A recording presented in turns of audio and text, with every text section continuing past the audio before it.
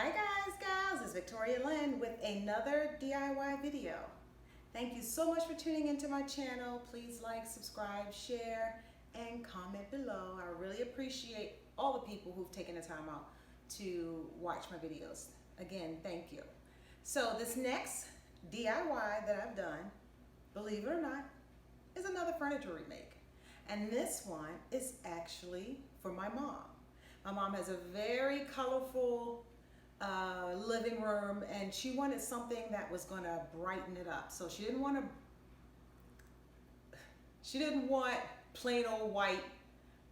I'm not going to say who has mostly white in their living room, but she wanted some color in her living room for this footstool. So I really had fun remaking this stool for her, and I want you guys to check it out. So let me know what you think about my second furniture remake.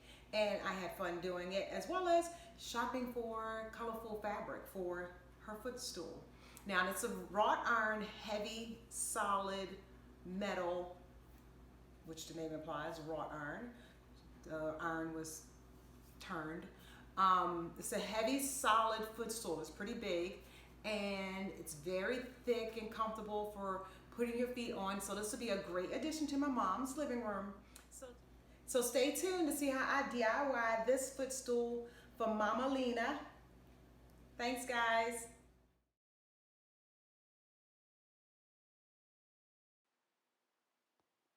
So the footstool was $4.95, and it got this from Goodwill also. Here I'm just going to unscrew the legs, remove all of the staples that is holding down the black fabric that's covering up where the top fabric is actually stapled to the wood. So I got to remove all of the staples and screws in order to get everything off and to staple the new fabric to the cushion and the wood backing.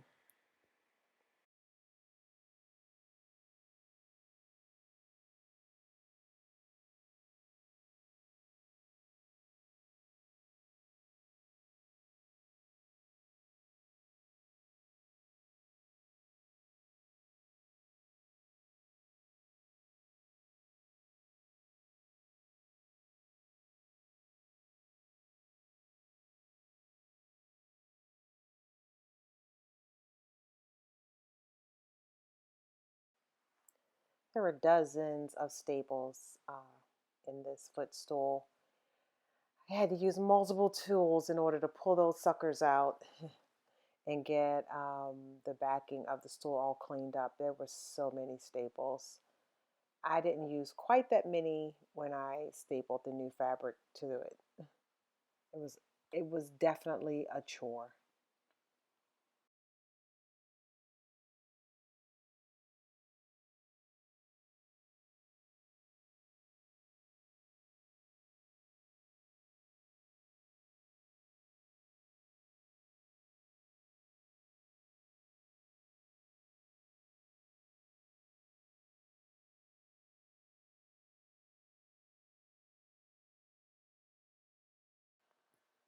Okay, so here I am beginning the process of cutting the fabric that I chose to size to staple to the wooden backing and the foam. There were two types of foam. There was a thick piece of foam, that white piece in the middle, and then there was a thin piece of foam that actually covered it. So it was 3 layers, very thick.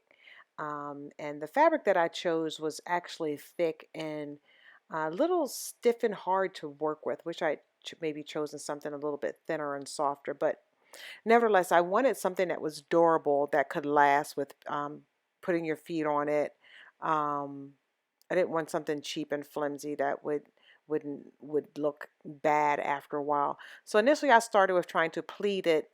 I wanted to pleat it all the way around, but it was so stiff and so hard to work with that the pleating just did not come out right. So you'll see in a later picture where um, I did initially go all the way around with the first set of staples and was pleating it and folding it around the edges, but it was too stiff. It was just very hard to work with. So I ended up taking out the staples and doing a more smooth look and not trying to pleat it. So you'll see where um, those pleats will no longer be there.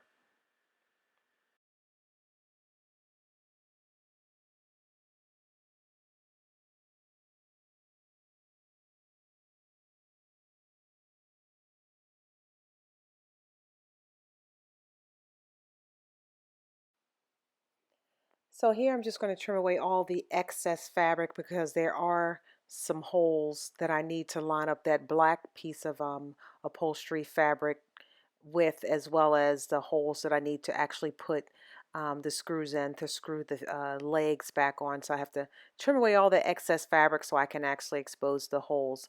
So that's what I'm doing here, and I'm going to go ahead and screw the legs back in. I'm just right now just trying to figure out if I do have that fabric lined up before I staple it back down.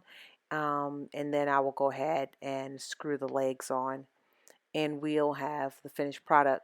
There is still this, I believe there's still some pleating here. I'm not sure. I can't remember if this is, if I changed. I think I believe I put the legs on. I didn't like it, and then that's when I actually took everything back off and unstapled the fabric and smooth it out.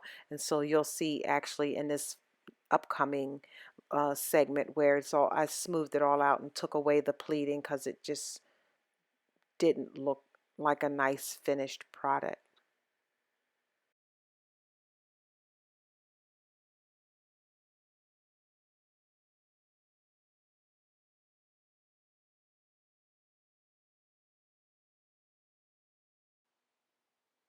This is how it looked before I tried to pleat it, and it just looked like little pieces were sticking out.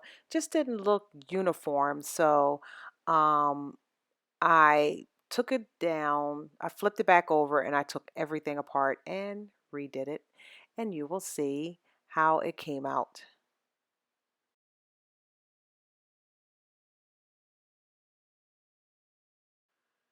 So it's smooth and pretty, and this actually looks a lot better than trying to pleat this heavy, thick fabric. Do you like it?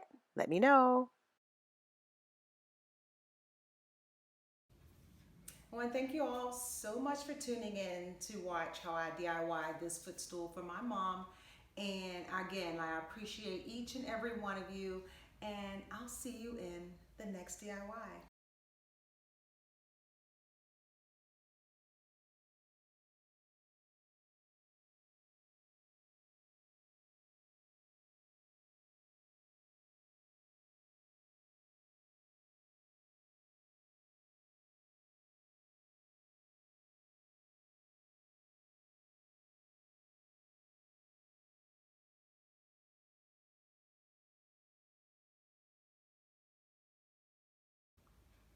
Thank you guys so much for tuning in to watch. Thank you guys. Thank you so much for tuning in to see how I DIY this video. I'm not DIYing a video. I'm DIYing a footstool.